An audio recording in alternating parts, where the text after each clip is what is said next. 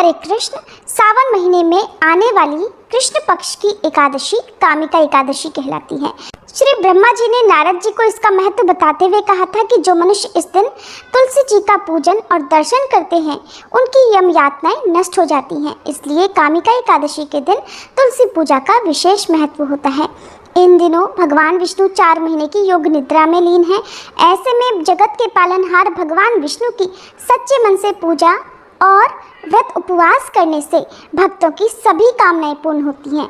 आइए जानते हैं साल 2026 में कामिका एकादशी कब है और व्रत का पारण कब किया जाएगा। हिंदी पंचांग के अनुसार इस बार एकादशी तिथि 8 अगस्त शनिवार को दोपहर 2 बजे से लग रही है और एकादशी तिथि का समापन 9 अगस्त रविवार को सुबह 11:05 पर होगा। इसलिए कामिका एकादशी का व्रत केवल 9 अगस्त रविवार को रखा जाएगा। दशमी तिथि के नियमों का पालन 8 अगस्त दिन शनिवार को किया जाएगा। 9 अगस्त दिन रविवार को ब्रह्म मुहूर्त सुबह 4:28 से 5:16 तक रहेगा। सूर्योदय होगा सुबह 6:04 पर और सूर्यास्त होगा शाम 7 बजे।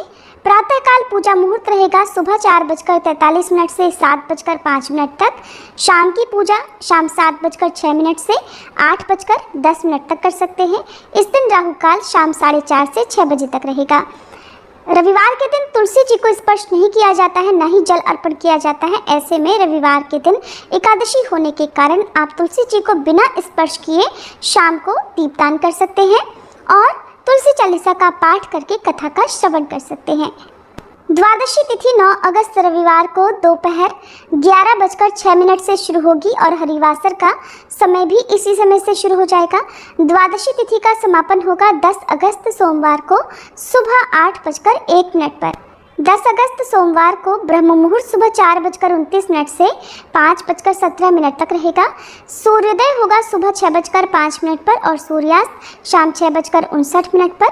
प्रातःकाल पूजा सुबह 4:25 से 5:25 तक कर सकते हैं। इस दिन राहु काल सुबह 7:30 से 9 बजे तक रहेगा। आइए जान लेते हैं व्रत पारण मुहूर्त के बारे में। कामिका एकादशी व्रत का पारण 10 अगस्त दिन सोमवार को सुबह 5:47 से लेकर 8 बजे तक ही किया जाएगा। द्वादशी तिथि समाप्त होने से पहले आपको व्रत का पारण हर हाल में कर लेना है।